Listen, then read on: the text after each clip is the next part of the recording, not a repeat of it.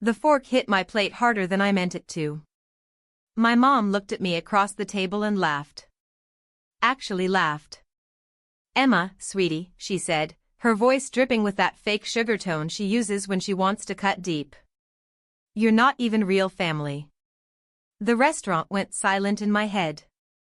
Everything else, the clinking glasses, the low jazz music, the waiter's footsteps, it all dissolved into nothing. I felt my chest tighten. My dad's birthday dinner. His 60th.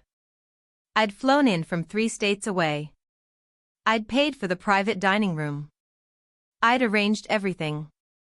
And now my stepmom, my mom, as she insists I call her, was sitting there in her designer dress, wine glass in hand, telling me I wasn't family.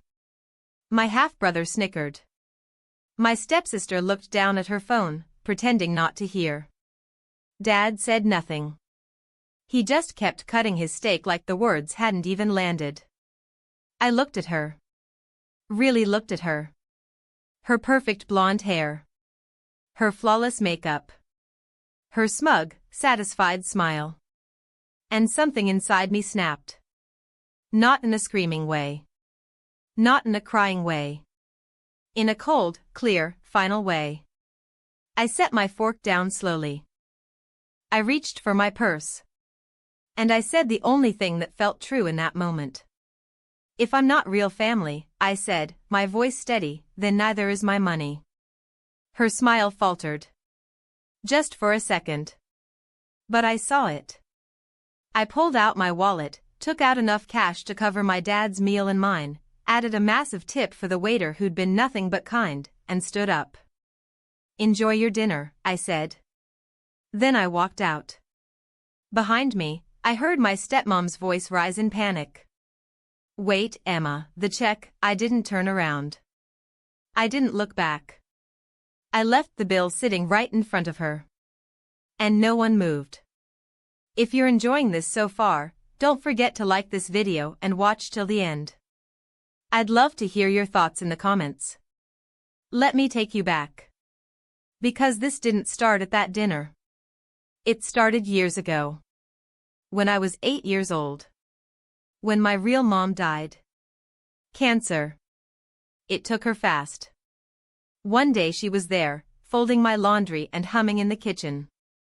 6 months later, she was gone. And my dad, he fell apart. I don't blame him for that. Grief does things to people. But what I do blame him for is what came next. He met Victoria 6 months after Mom died. 6 months. She was a paralegal at his firm. Blonde, polished, ambitious. Everything my mom wasn't. My mom was warm. Soft around the edges. She wore old jeans and baked cookies from scratch and read me bedtime stories every single night. Victoria was sharp. Cold. Calculated. And she moved into our house like she'd been planning it all along. Within a year, they were married. Within 2 years, she had a son. My half-brother, Landon. And 3 years after that, my stepsister came into the picture when Victoria's sister died and left her daughter, Brianna, in Victoria's care. Suddenly, I wasn't an only child grieving her mother. I was the outsider in my own family. Victoria made that clear from day one. She never said it outright. Not at first. But it was in the little things. The way she'd buy new clothes for Landon and Brianna but tell me to make do with what I had. The way she'd plan family vacations and forget to include me in the head count. The way she'd introduce them as my kids and me as Daniel's daughter. Like I was some kind of accessory. Some leftover piece from my dad's previous life. I tried to tell my dad. I really did. But every time I brought it up, he'd sigh and say, "Emma, you're being dramatic. Victoria loves you. She's trying her best." So I stopped trying. I learned to survive. I buried myself in school. I got a job at 16. I saved every penny. And the day I turned 18, I applied to colleges as far away as I could afford. I got into a state school in Oregon. I packed my bags. And I left. I thought distance would help. I thought maybe, without me there, they'd realize what they'd lost. But they didn't. Victoria threw a good riddance party the weekend I left. I'm not joking. My dad sent me a photo. It was titled New Beginnings. There was a cake. Balloons. Landon and Brianna grinning in the center. And my dad, smiling wider than I'd seen in years. I cried for 3 days. Then I stopped. I decided I didn't need them. I built a life. I graduated top of my class. I got a job in marketing. I worked my way up. I moved to Seattle, then to Denver. I made friends. I dated. I became someone. But no matter how far I ran, I couldn't shake the feeling that I owed my dad something. Because he was still my dad. He still called on my birthday. He still sent Christmas cards. He still signed his texts with love, Dad. And some stupid, stubborn part of me believed that meant something. So when his 60th birthday came around, I didn't hesitate. I booked the flight. I reserved the private dining room at his favorite restaurant. I paid for everything up front. I even bought him a gift, a vintage watch he'd been talking about for years. I wanted to show him I'd made it. That I was successful. That I was worth being proud of. I wanted him to see me. Really see me. I should have known better. The dinner started off fine. Dad hugged me when I arrived. He said I looked great. He thanked me for coming. Victoria smiled tightly and kissed my cheek, leaving a smudge of red lipstick I had to wipe off in the bathroom. Landon barely looked up from his phone. Brianna gave me a half wave. We sat down. Ordered drinks. Appetizers came. Small talk happened. How's work, Emma? Good. Busy. I just closed a big campaign. That's nice. That was it. No follow-up questions. No interest. But when Brianna mentioned she got a B on her sociology paper, Victoria practically threw a parade. Oh, honey, that's amazing. You're so smart. Dad nodded. Proud of you, Bri. I took a sip of water and said nothing. Then came the entrees. I'd ordered the salmon. Victoria had the filet mignon. Landon and Brianna both got steaks. Dad had the special, some kind of braised short rib. Everything looked perfect. The waiter was attentive. The wine was flowing. And then Victoria started talking. So, Emma, she said, swirling her wine. Are you seeing anyone? Not right now, I said. She raised an eyebrow. Still? I felt my jaw tighten. I've been focused on work. Well, you're not getting any younger. I bit my tongue. Dad said nothing. Landon smirked.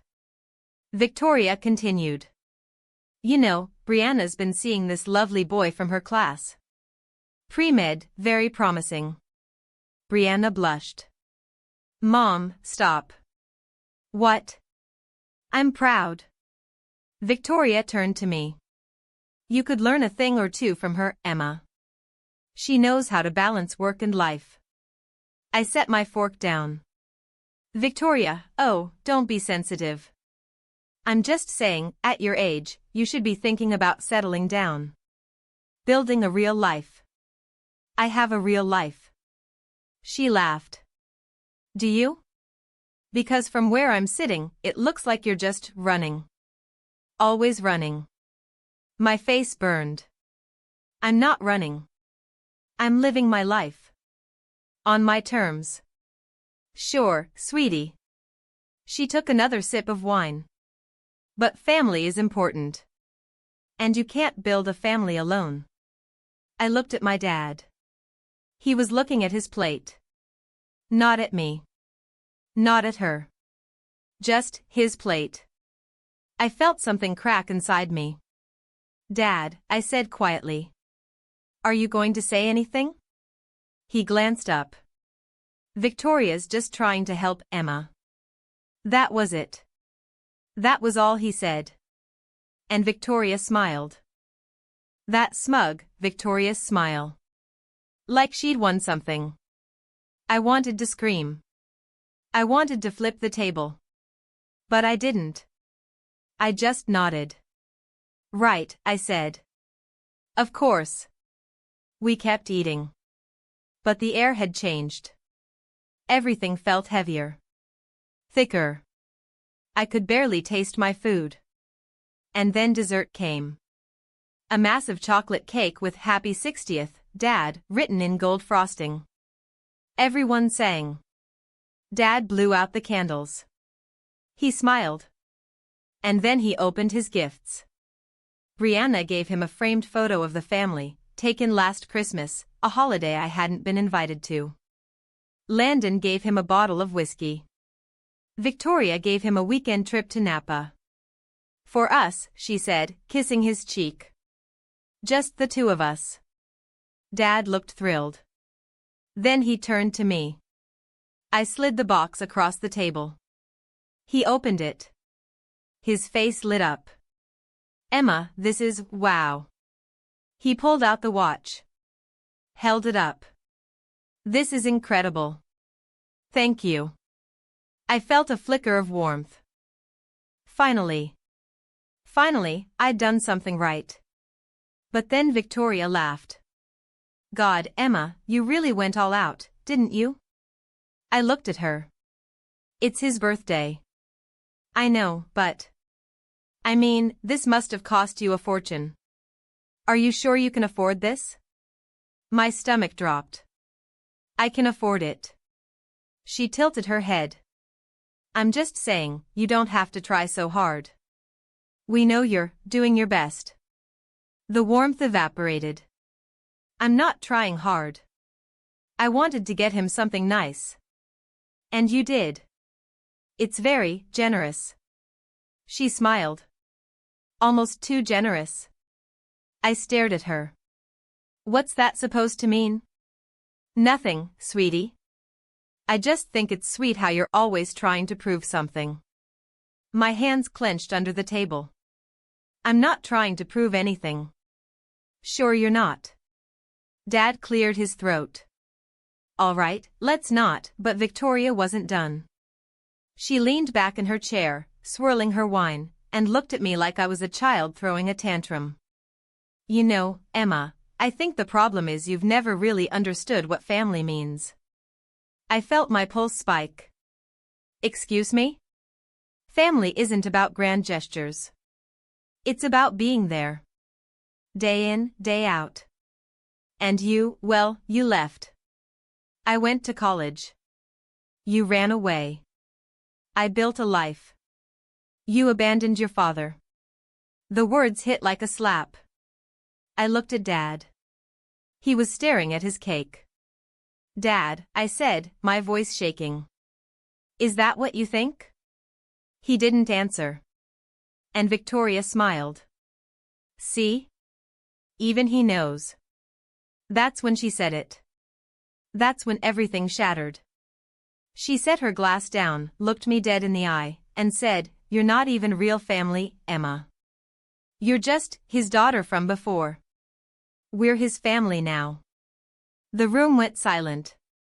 My heart stopped. I felt tears prickling my eyes, but I refused to let them fall. Not here. Not in front of her. I looked at my dad one last time. Willing him to say something. Anything. But he didn't. And that's when I knew. I was done. I grabbed my purse. Pulled out my wallet. And said the words that would change everything. If I'm not real family, then neither is my money. I threw down cash. Enough for my meal and Dad's. Enough for a huge tip. And I walked out. Behind me, I heard Victoria's voice spike in panic. Wait, Emma, who's paying for this? I didn't turn around. I didn't stop. I left her sitting there with the bill. And no one moved. I made it to my car before I started shaking. Not crying. Not yet. Just shaking. My hands trembled so badly I couldn't get the key in the ignition. I sat there in the parking lot, staring at the dashboard, trying to breathe. Trying to make sense of what just happened. My phone buzzed. I glanced at it. 16 missed calls. All from Victoria. Not one from my dad. Not one. I turned the phone off. Started the car. And drove. I don't remember the drive back to my hotel. I don't remember parking. I don't remember walking through the lobby or getting into the elevator. But somehow, I ended up in my room. And that's when I broke. I collapsed onto the bed and sobbed. Ugly, heaving sobs that came from somewhere deep and primal. I cried for the little girl who lost her mom. I cried for the teenager who was made to feel like she didn't belong. I cried for the woman who spent years trying to earn love that was never going to be given. And I cried because I finally understood the truth. My dad had chosen them. He'd chosen Victoria. He'd chosen Landon and Brianna. And he'd let me go without a fight. I don't know how long I cried. Hours, maybe. Eventually, I ran out of tears. I sat up. Looked at myself in the mirror across the room. My mascara was smeared. My eyes were red and swollen. I looked like a disaster. But I felt clear. For the first time in years, I felt clear. I wasn't angry anymore. I wasn't sad. I was done. I picked up my phone. Turned it back on. 43 missed calls now. 27 texts. All from Victoria. Emma, this is ridiculous. You can't just leave us with the bill. Your father is very upset. You're being childish. Call me back right now. I scrolled through them, feeling nothing. Then I opened a new message. Typed one sentence. And hit send. Don't contact me again. Then I blocked her number. Blocked Landon's. Blocked Brianna's. I stared at my dad's contact for a long time. My thumb hovered over the block button. But I couldn't do it. Not yet. Instead, I sent him a message. I waited for you to say something. You didn't. That tells me everything I need to know. Don't expect me to come back. I hit send. Turned off my phone. And went to bed. I woke up the next morning feeling hollow. Not sad. Not angry. Just empty. I checked out of the hotel early. Changed my flight to leave that afternoon instead of the next day. I couldn't stay in that city another minute. At the airport, I sat in a corner gate, sipping bad coffee and staring out the window. My phone was still off. I didn't want to see the messages. Didn't want to hear the voicemails. I just wanted to disappear. A woman sat down next to me. She was older, maybe in her 60s, with kind eyes and silver hair pulled back in a bun. She smiled at me. Rough day? I let out a bitter laugh. Something like that. Want to talk about it? I looked at her. A stranger. Someone who knew nothing about me. And for some reason, that felt safe. So I told her. Not everything. But enough. I told her about the dinner. About what Victoria said.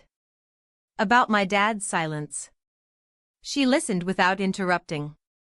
When I finished, she was quiet for a moment. Then she said, "You did the right thing." I blinked. I did. She nodded. Walking away from people who don't value you isn't giving up. It's self-respect. I felt tears prick my eyes again. But he's my dad. And you're his daughter. But that doesn't mean you have to accept being treated like you don't matter. I looked down at my hands. I keep thinking maybe I overreacted. Maybe I should have stayed. Maybe I should have tried harder. Stop, she said gently. You've been trying your whole life. At some point, it's their turn to try. Those words hit me harder than anything Victoria had said. I nodded slowly. Thank you, I whispered. She patted my hand. You're going to be okay, sweetheart. I promise. Then my flight was called. I boarded the plane. Found my seat.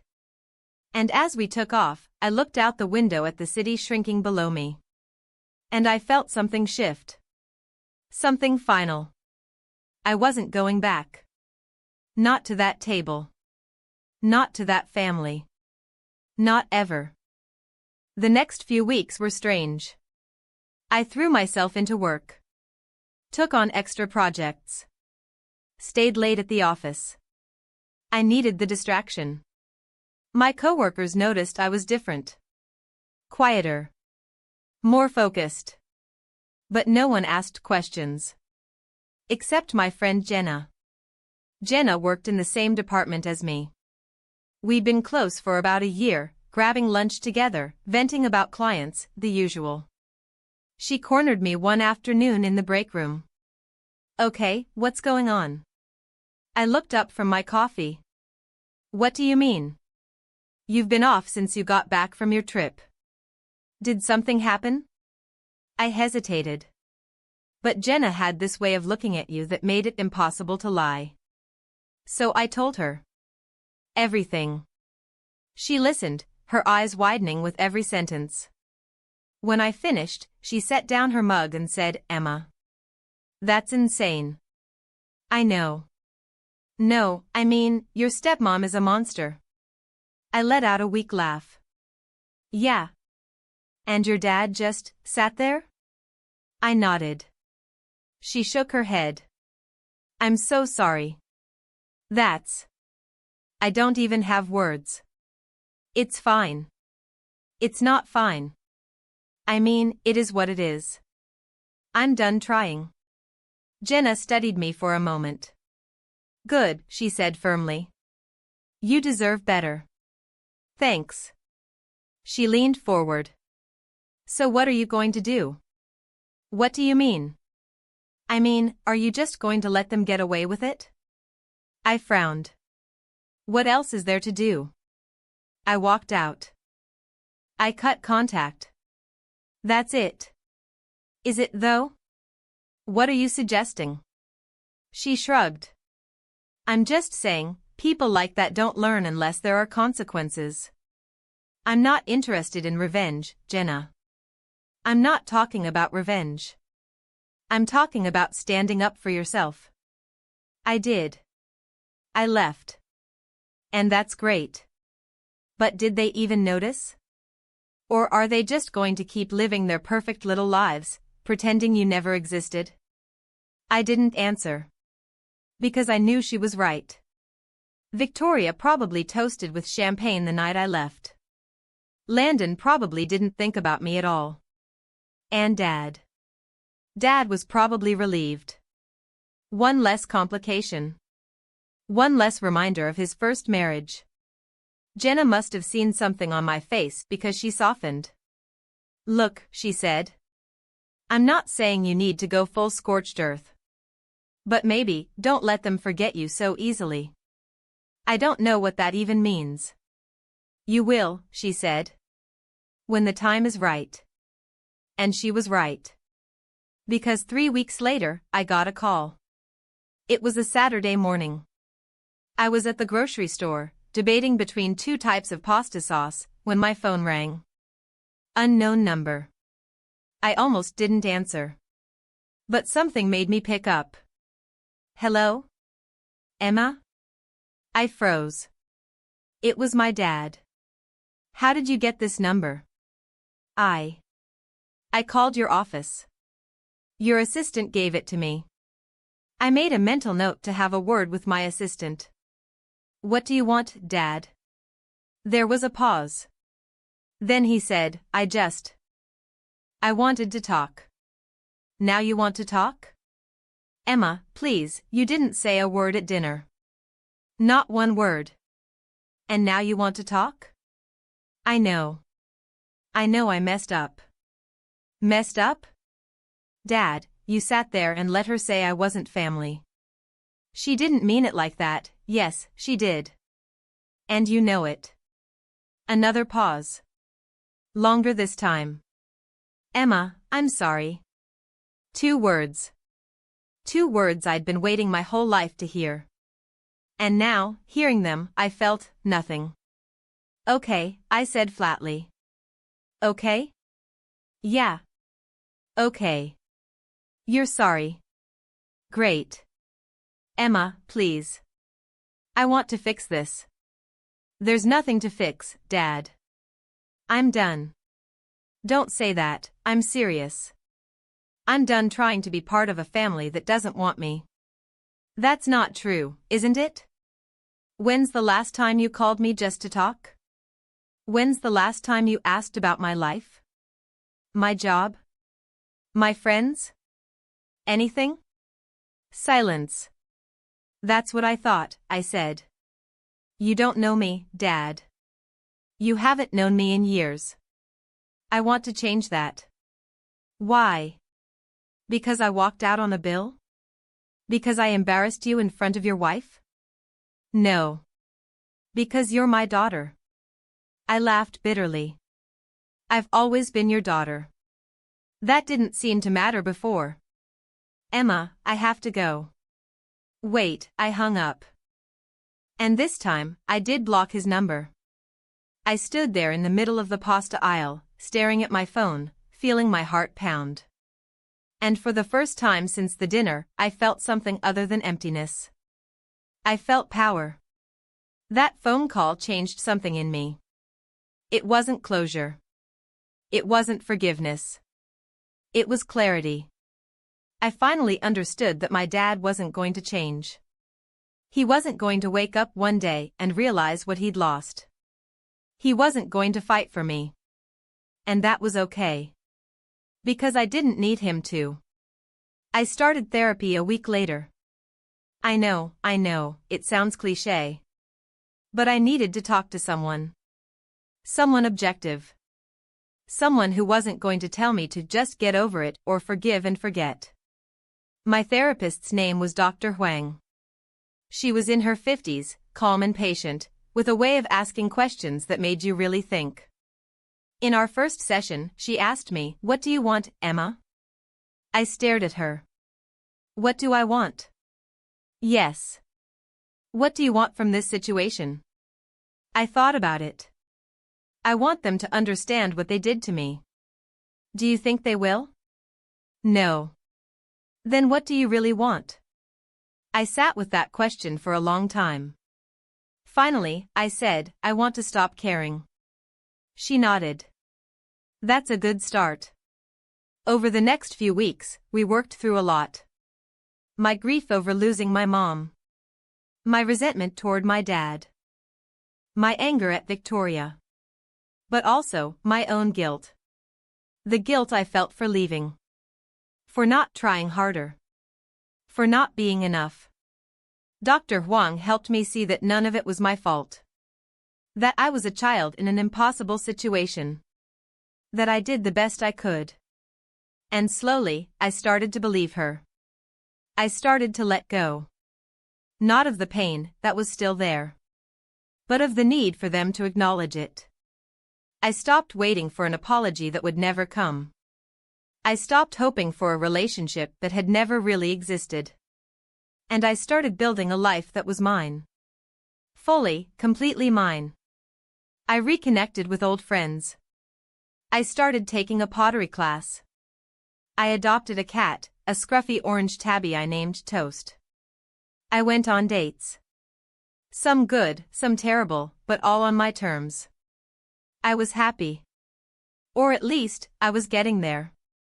And then, 2 months after the dinner, I got a text. From Brianna. Emma, we need to talk.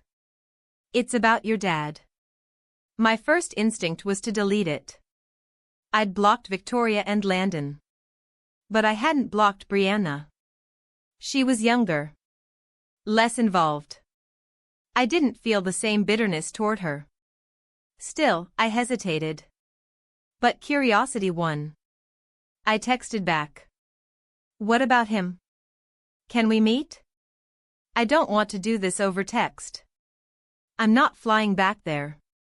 I'm in Denver. I blinked. Denver. My city. What are you doing here? College tour. Please, Emma. Just coffee. 30 minutes. I stared at my phone. Every instinct told me to say no. But something in her message felt different. Less entitled. More genuine. Against my better judgment, I agreed. We met at a cafe downtown. I got there early, ordered a latte, and sat in the back corner. When Brianna walked in, I barely recognized her. She looked older. Thinner. Tired. She spotted me and waved nervously. I didn't wave back. She sat down across from me. Thanks for meeting me, she said quietly. What do you want, Brianna? She flinched at my tone. I wanted to apologize. I raised an eyebrow. For everything. For not saying anything at the dinner. For letting my mom treat you like that. For being part of the problem. I stared at her. Why now? Because I finally saw it. Saw what? What she's really like. I leaned back. Explain. Brianna took a shaky breath. After you left, things got weird. Mom was furious. She kept saying you were ungrateful, that you embarrassed Dad, that you were selfish. Sounds about right. But Dad, he didn't agree. For the first time ever, he pushed back. He told her she was too hard on you. That she shouldn't have said what she said. My chest tightened. And she lost it. She screamed at him. Told him he was choosing you over her. Over us. She said if he kept defending you, she'd leave. I felt something twist inside me. What did he say? Brianna looked down. He backed down. He always backs down. Of course he did. But it opened my eyes, Brianna continued. I started noticing things. The way she talks about you. The way she talks about your mom. She's not a good person, Emma. I could have told you that. I know. And I'm sorry I didn't see it sooner. I studied her. She looked sincere. But I'd been burned before. Why are you really here, Brianna? She hesitated. Because I'm scared. Of what? Of becoming her. I blinked. I'm serious, she said, her voice breaking. I look at my mom, and I see how she treats people. How she manipulates Dad. How she's made me and Landon believe we're better than everyone else. And I don't want to be like that. Tears welled in her eyes. I don't want to be the person who makes someone feel the way she made you feel. I didn't know what to say. Brianna, I know I can't fix what happened. I know you probably hate me. But I needed you to know. I see it now. And I'm sorry. She was crying now. Quietly, but crying. And despite everything, I felt a flicker of sympathy. Because I remembered being her age. I remembered being trapped in that house, under Victoria's influence, not knowing how to break free. I reached across the table and handed her a napkin. I don't hate you, I said softly. She looked up, surprised. I don't, I repeated. I'm angry. I'm hurt. But I don't hate you. Thank you, she whispered. We sat in silence for a moment. Then I said, what are you going to do? I don't know. I'm applying to schools out of state. Trying to get some distance. Good. You should. She nodded. Then she asked, do you think you'll ever talk to Dad again? I thought about it. I don't know, I said honestly. Maybe. But not anytime soon. I understand. We finished our coffees. Before she left, she hugged me. It was awkward and tentative. But it was something. Take care of yourself, Brianna, I said. You too, Emma. And then she was gone. After Brianna left, I sat in that cafe for a long time. Thinking. Processing. Trying to figure out how I felt. Part of me was glad she'd reached out. It felt like a small validation. Like I wasn't crazy for feeling the way I did. But another part of me felt sad. Sad that it took this long. Sad that my dad still couldn't stand up to Victoria. Sad that I'd wasted so many years trying to fit into a family that didn't want me. I went home that night and called Jenna. Told her about the meeting. Wow, she said. That's unexpected. I know. Do you think she meant it? I think so. She seemed genuine. That's good, right? Yeah. I guess. You don't sound convinced. I sighed. I don't know what to do with it. An apology doesn't change the past. No. But it's a start. Maybe. Jenna was quiet for a moment. Then she said, you know what? I think you need a break. From what? From all of this. From thinking about them. From processing. You need to just live. I am living. You're surviving. There's a difference. I thought about that. She was right. I'd been so focused on healing, on moving forward, that I'd forgotten to actually enjoy my life. So what do you suggest? I asked. Girls' trip. Next weekend. We go somewhere fun, drink too much, dance badly, and forget about everything. I smiled. You know what? That sounds perfect. Good. I'll plan it. And she did.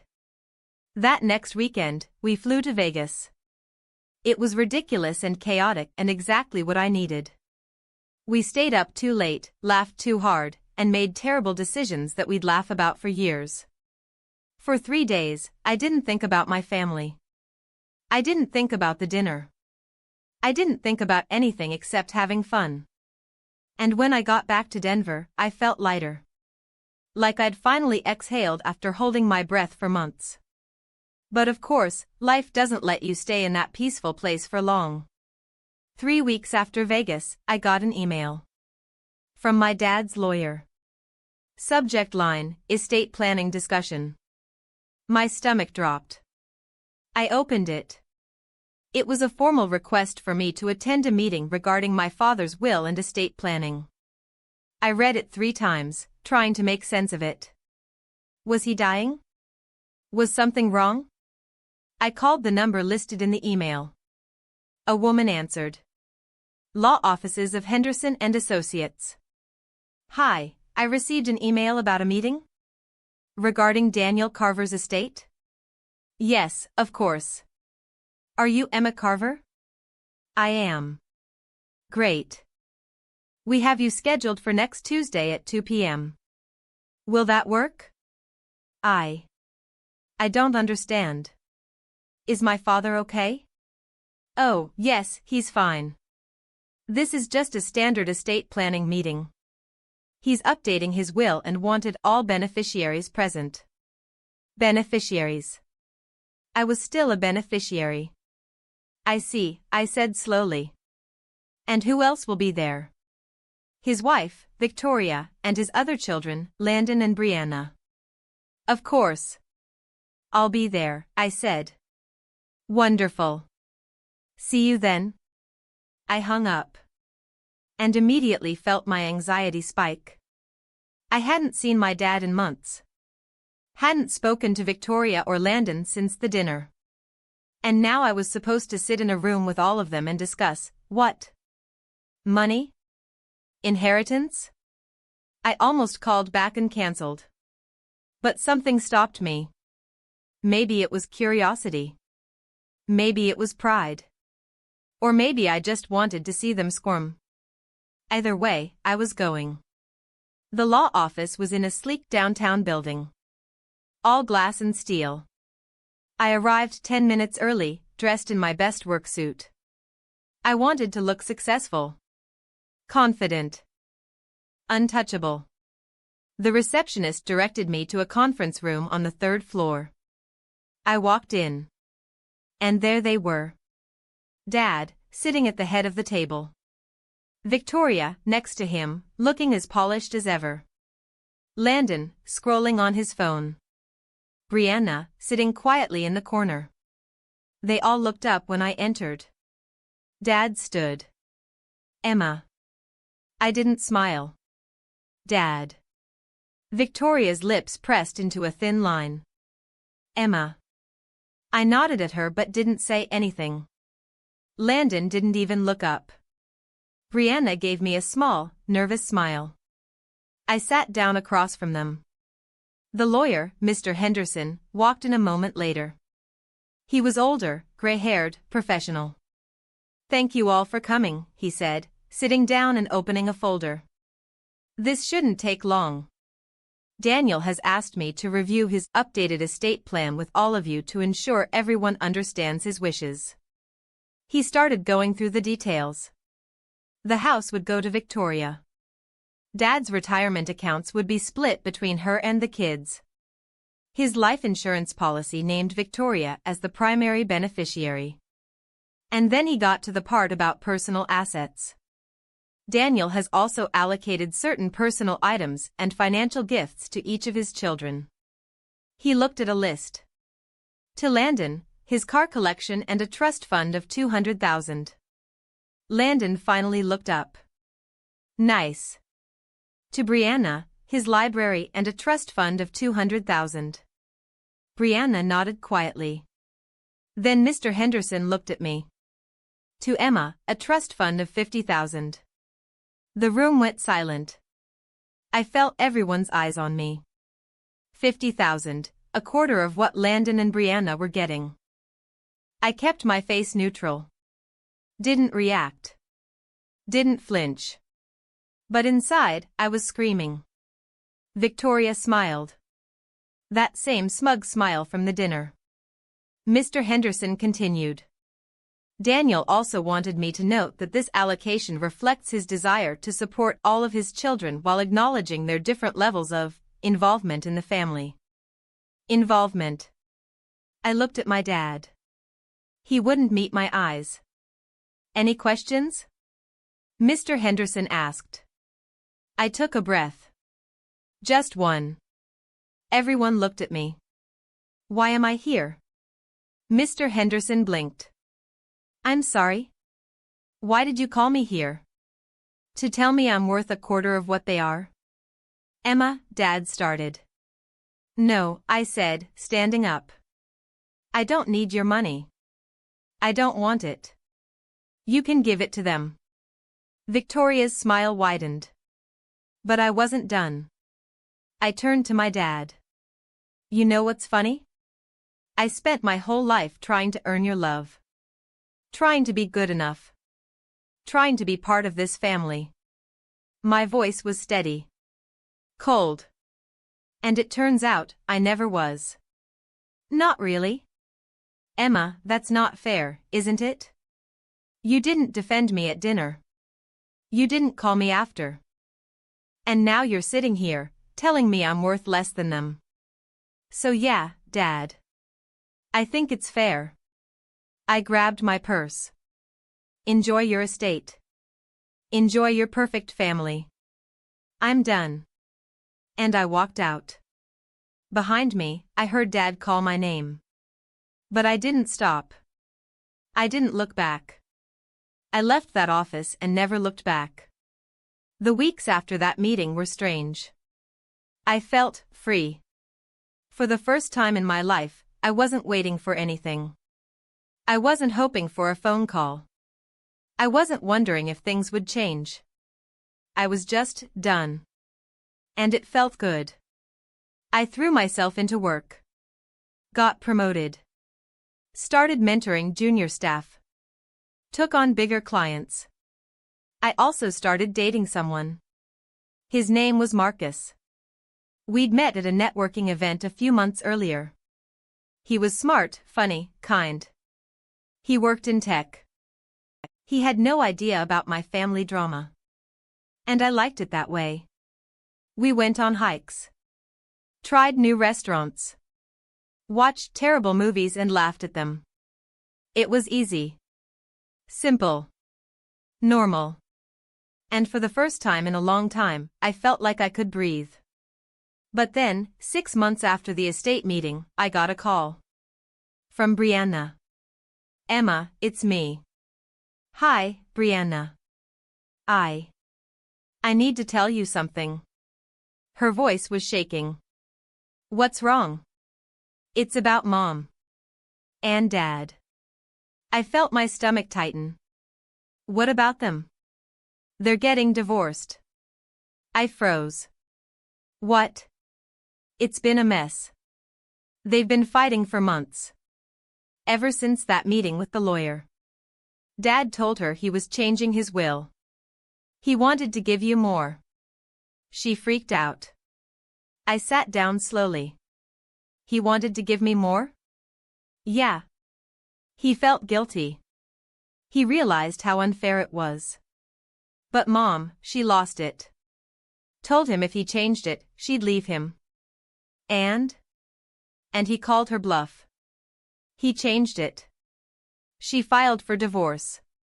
I didn't know what to feel. Are you okay? I asked. I don't know. It's just everything's falling apart. Landon's furious. He's siding with Mom. And Dad's a mess. I closed my eyes. I'm sorry, Brianna. Emma, he wants to talk to you. No. Please. He's really trying. It's too late. Is it? I didn't answer. Because honestly, I didn't know. 2 days later, my dad showed up at my apartment. I don't know how he found my address. But there he was. Standing in my hallway, looking older and smaller than I remembered. Emma, he said quietly. Can we talk? I stared at him. Every part of me wanted to slam the door. But I didn't. I stepped aside. 5 minutes, I said. He nodded and walked in. We sat in my living room. Toast, my cat, jumped onto the couch and stared at him suspiciously. Dad smiled weakly. You got a cat? Yeah. Silence. He cleared his throat. I know I have no right to be here. You don't. I know.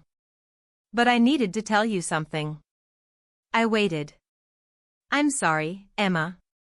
For everything. For the dinner. For the will. For every time I chose them over you. His voice cracked. I failed you. I know that. And I can't take it back. But I need you to know. I see it now. I see what I did. And I hate myself for it. I felt tears prick my eyes. But I didn't let them fall. Why now, Dad? Why do you care now? Because I lost you. And it's the biggest mistake of my life. I looked away. You didn't lose me. You gave me away. I know. We sat in silence. Then I said, I don't know if I can forgive you. I'm not asking for forgiveness. I'm just asking for a chance. I looked at him. Really looked at him. And I saw a broken man. A man who'd made terrible choices and was finally facing the consequences. I'll think about it, I said quietly. He nodded. That's all I can ask. He stood to leave. But before he reached the door, I said, Dad. He turned. Why did you change the will? Knowing it would cost you your marriage? He smiled sadly. Because you're my daughter. And it was the right thing to do. And then he left. After my dad left, I sat on my couch for a long time. Toast curled up next to me, purring softly. I stared at the wall, trying to process what just happened. My dad had shown up. Apologized. Changed his will. Was getting divorced. It was everything I thought I wanted. So why did I feel so empty? I called Jenna. He came to see me, I said. Who? My dad. What? When? Just now. He was here. In my apartment. What did he say? I told her everything. When I finished, she was quiet for a moment. Then she said, How do you feel? I don't know. Confused. Angry. Sad. Do you believe him? I think so. He seemed genuine. But I don't know if it matters. He's had years to do this. Why now? Because he finally realized what he lost. Or because his wife left him and he's lonely. Jenna sighed. Maybe both. Does it matter? I thought about that. I don't know. Emma, I'm going to say something, and I need you to hear me. Okay. You don't owe him anything. Not forgiveness. Not a relationship. Nothing. If you want to let him back in, that's your choice. But don't do it because you feel guilty. Do it because you want to. Her words hit me hard. Because she was right. I didn't owe him anything. For the first time in my life, I had the power. And I needed to decide what to do with it. I didn't call my dad back right away. I needed time. Time to think. Time to figure out what I actually wanted. Dr. Huang helped. In our next session, she asked me, what would reconciliation look like for you? I thought about it. I don't know. I guess I'd want him to actually be present. To actually care about my life. And do you think he's capable of that? Maybe. I don't know. What's the worst that could happen if you give him a chance? I swallowed hard. He could hurt me again. And the best? I paused. We could have a relationship. A real one. Is that worth the risk? I didn't answer right away. But eventually, I nodded. Yeah. I think it is. I texted my dad 2 weeks later. Coffee. Saturday. 10 a.m. I'll send you the address. He responded immediately. I'll be there. Thank you. Saturday came. I got to the cafe early. Sat in the same corner where I'd met Brianna. My heart was pounding. I almost left 3 times. But then he walked in. He looked nervous. Unsure. He spotted me and waved. I waved back. He sat down. Hi, he said. Hi. We ordered coffee. Sat in awkward silence. Then I said, I'm not promising anything. I know. But I'm willing to try. If you are. His eyes filled with tears. I am. I swear, Emma. I'll do better. You have to mean it, Dad. No more choosing her. No more letting people treat me like I don't matter. I know. I will. I promise. I nodded. Okay. We talked for an hour. It was stilted at first. But slowly, it got easier. He asked about my job. About Marcus. About Toast. He told me about the divorce. About how hard it was. About how he was trying to rebuild his relationship with Brianna. It wasn't perfect. But it was a start. Over the next few months, we met regularly. Once a week at first. Then more often. We went to movies. Had dinners. Took walks. It was strange, rebuilding a relationship with someone I'd known my whole life but barely knew at all. But slowly, we got there. He told me stories about my mom. Things I'd never heard. About how they met. How much she loved me. How proud she'd be of who I'd become. I cried during those conversations. Happy tears, mostly. But also sad ones. For all the years we'd lost. For all the time we'd wasted. One day, about 6 months into our reconciliation, he asked me something. "Emma, can I ask you a favor?" "What?" "Would you come to Thanksgiving? At my place?" I hesitated. "Will Victoria be there?" "No. She's out of the picture. It'll just be me, you, and Brianna. Landon's with his mom." I thought about it. Thanksgiving. The holiday I'd spent alone for years. "Okay," I said. "I'll come." Thanksgiving was awkward at first. Brianna was nervous. My dad was trying too hard. But by the end of the night, we were laughing. Really laughing. And it felt good. It felt like family. Not the family I'd lost. But a new one. One we were building together. The months after Thanksgiving were some of the best of my life. I was happy. Really, genuinely happy. My dad and I had settled into a rhythm. Weekly dinners. Sunday phone calls. He came to visit me in Denver. I went to see him. It wasn't perfect. We still had moments where old wounds resurfaced. Where I'd get angry and he'd get defensive. But we worked through them. We were trying. And that was enough. Brianna and I got closer, too. She'd ended up going to college in Colorado Springs, not far from me. We'd meet up for lunch sometimes. She'd tell me about her classes, her friends, her life. And I realized. I actually liked her. She wasn't the entitled stepsister I'd resented for so long. She was just a kid who'd been caught in the middle of someone else's mess. Just like me. Marcus and I got serious.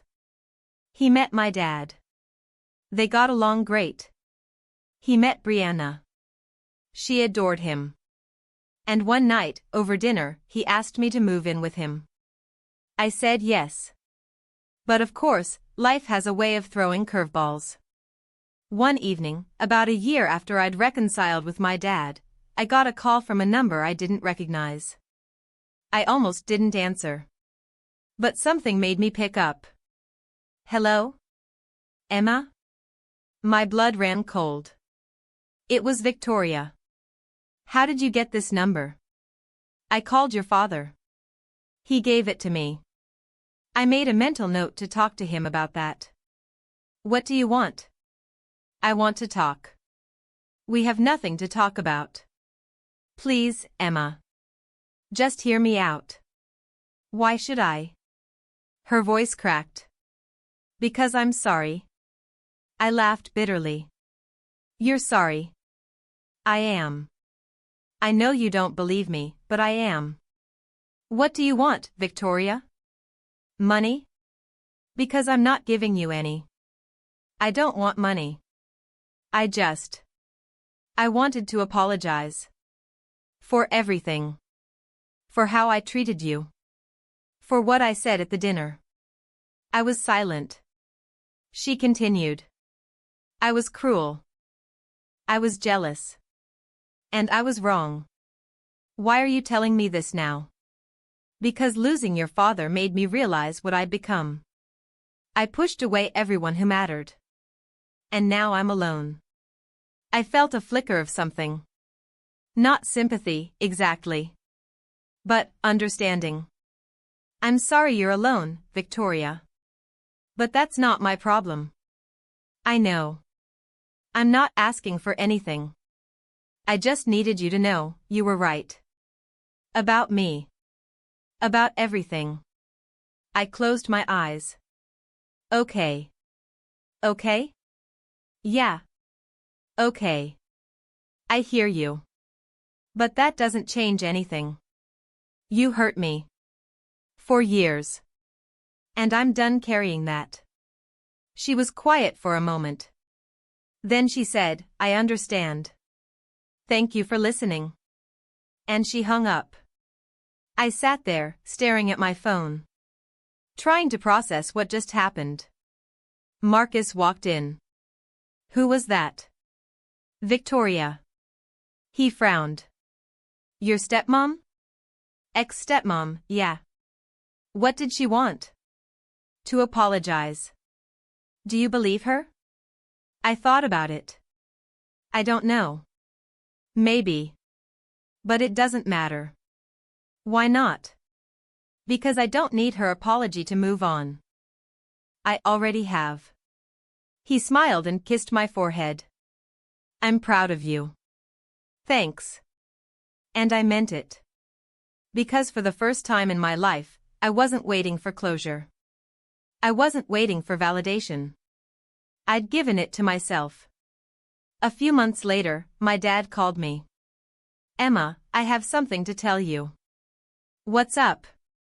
I'm selling the house. I blinked. The house? Our house? Yeah. Too many memories. I need a fresh start. I understood. Where are you going? I found a smaller place. Closer to you, actually. My heart swelled. Really? Yeah. I figured, if we're doing this, I want to be close. I want to be part of your life. I felt tears prick my eyes. I'd like that, Dad. Good. Because I'd like that, too. He moved to Denver a month later. I helped him unpack. We spent the day setting up his new place, hanging pictures, arranging furniture. At one point, he pulled out a photo. It was of me and my mom. I was maybe 5 years old, sitting on her lap, both of us laughing. I want this in the living room, he said quietly. So I see it every day. I stared at the photo. At my mom's face. At my own, so young and happy. She'd be proud of you, Dad said. I looked at him. You think? I know. You're strong, Emma. Stronger than I ever was. I hugged him. And for the first time in years, it felt like I had my dad back. Marcus proposed 6 months later. On a hiking trail we loved. With the mountains stretched out behind us and the sky blazing orange and pink. It was perfect. We got married the next spring. Small ceremony. Just close friends and family. My dad walked me down the aisle. Brianna was my bridesmaid. Jenna was my maid of honor.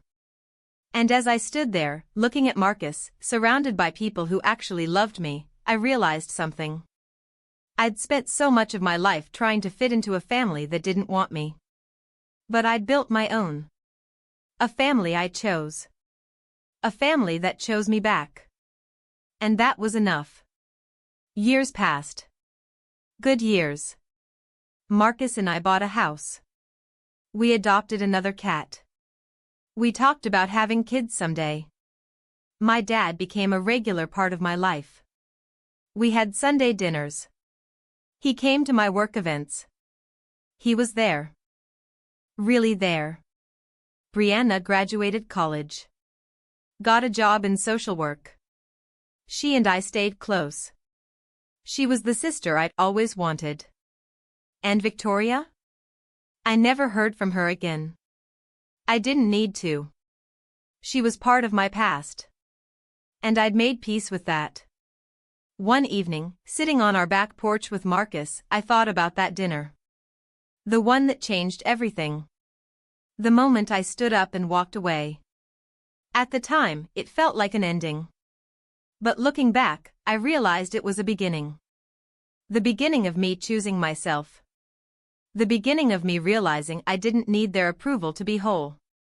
The beginning of the life I actually wanted. Marcus squeezed my hand. What are you thinking about? I smiled. Just how far I've come. You've come a long way. We both have. He kissed my temple. I'm proud of you, Emma. Thanks. I'm proud of me, too. And I was. Because I'd done the hardest thing. I'd walked away from people who didn't value me. And I'd built a life that did. A few weeks later, my dad called. Emma, I need to tell you something. What's up? I finalized the will. I tensed. Okay. I want you to know. I split everything equally. Between you, Brianna, and Landon. Dad, you don't have to. Yes, I do. You're my daughter.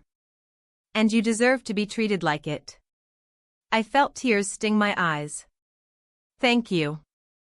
No. Thank you. For giving me a second chance. I'm glad I did. Me too, sweetheart. Me too. That night, I told Marcus.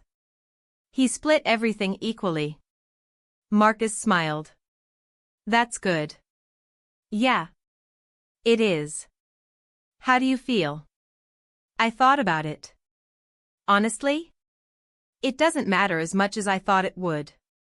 Why? Because I don't need his money to feel valued.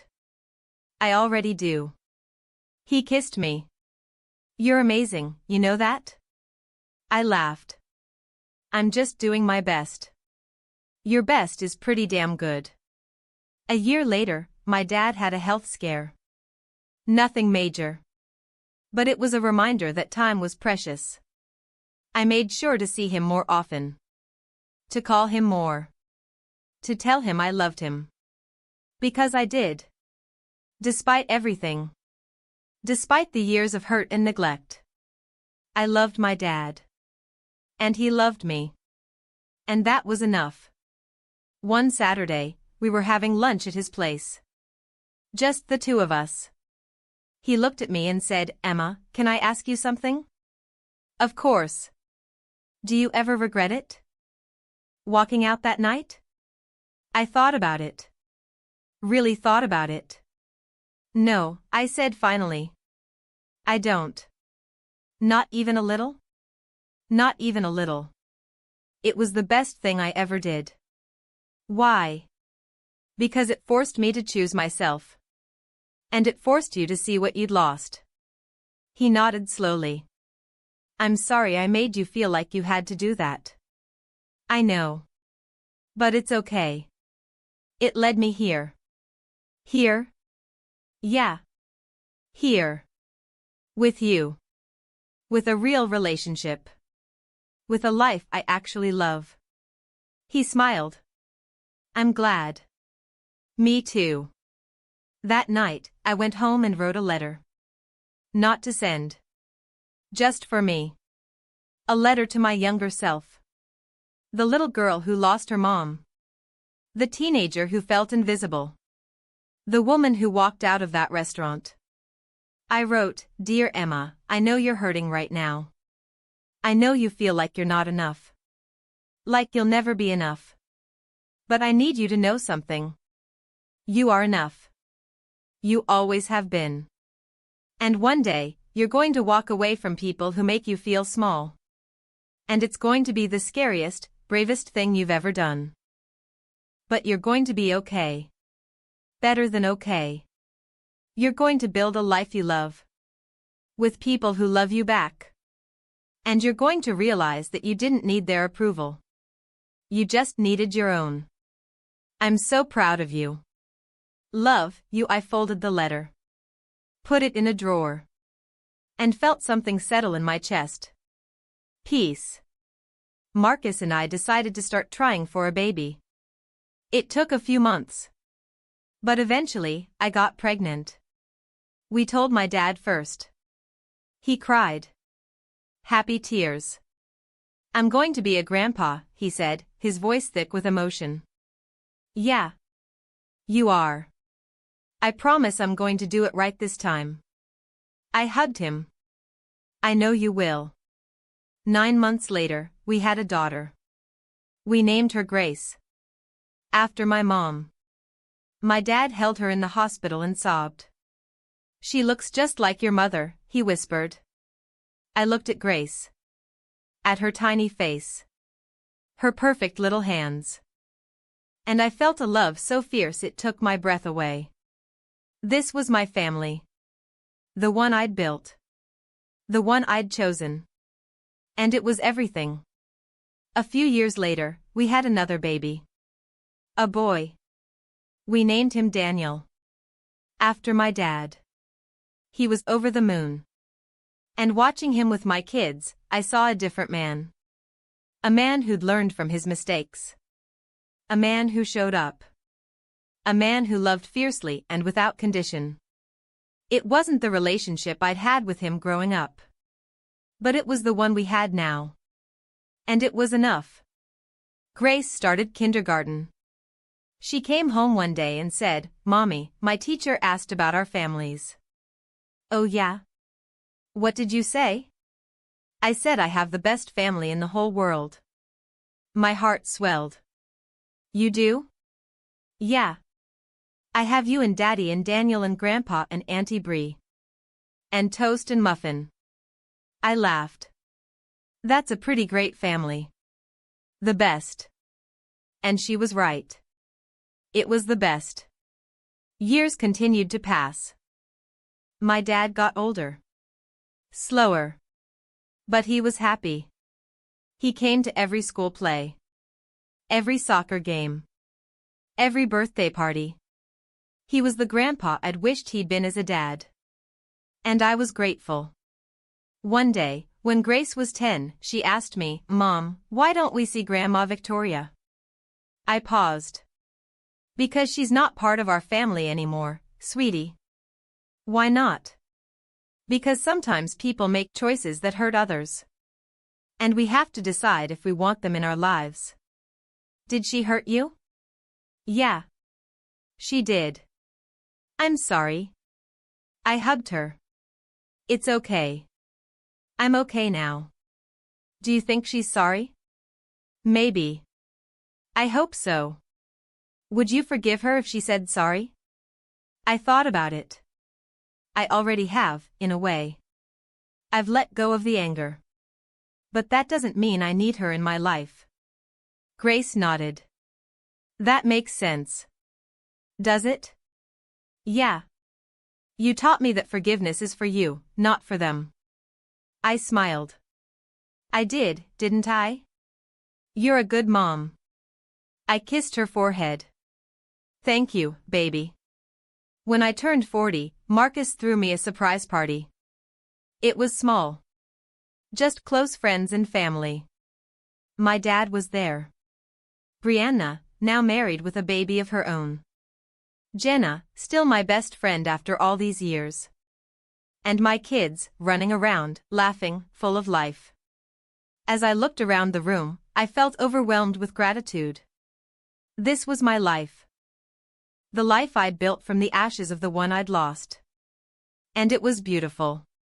Later that night, after everyone had gone home, I sat with Marcus on the couch. Thank you, I said. For what?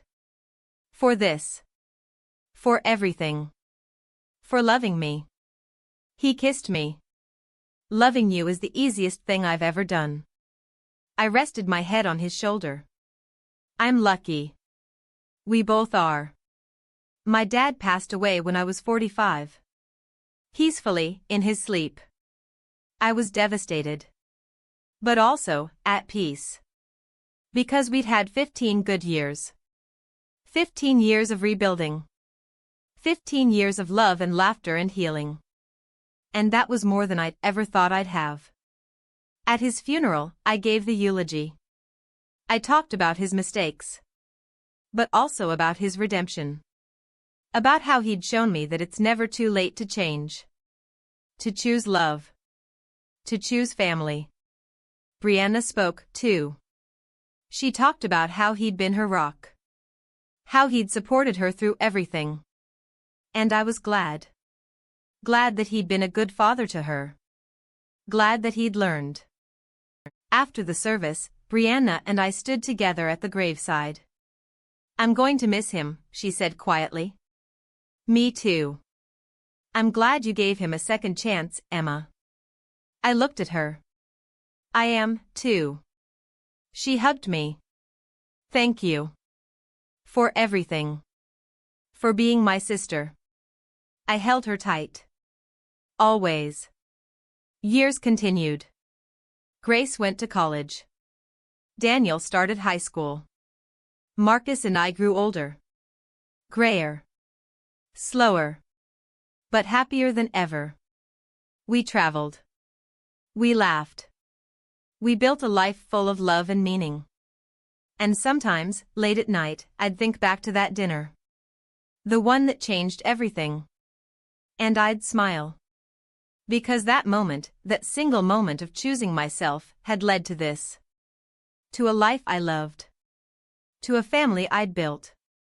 To peace I'd earned. One evening, Grace came to visit. She was in her 20s now. Confident and strong and kind. Mom, she said. I've been thinking about something. What's that? Grandpa. And Grandma Victoria. And everything that happened. I tensed. What about it? I want you to know. I think you're amazing. I blinked. You do? Yeah. You walked away from people who hurt you. You built a life on your own terms. You taught me that I don't have to accept love that isn't real. Tears filled my eyes. That's all I ever wanted. For you to know your worth. I do. Because you showed me. I hugged her. I love you, Grace. I love you, too, Mom. I'm 60 now. Marcus and I are retired. We spend our days gardening, reading, traveling. Grace has kids of her own. Daniel just got married. And I'm happy. Really, truly happy. Looking back, I don't regret a single thing. Not the pain. Not the heartbreak. Not even the years I spent feeling like I didn't belong. Because all of it led me here. To this moment. To this life. To this family. I learned that you can't force people to love you. You can't make them see your worth. But you can choose yourself. You can walk away. You can build something new. Something real. Something yours. And sometimes, that's the bravest thing you can do. I think about that dinner often. The moment I stood up. The moment I said, if I'm not real family, then neither is my money. The moment I walked out. It was the hardest thing I'd ever done. But it was also the moment I chose myself. And everything that came after, every good thing, every beautiful moment, started with that choice. So if you're reading this, if you're in a situation where you feel small, invisible, unloved, know this, you are worthy. You are enough. And you deserve people who see that. Who celebrate it. Who never make you question it. And if they don't? Walk away. Choose yourself. Build the life you deserve. Because I did. And it was the best decision I ever made. The end.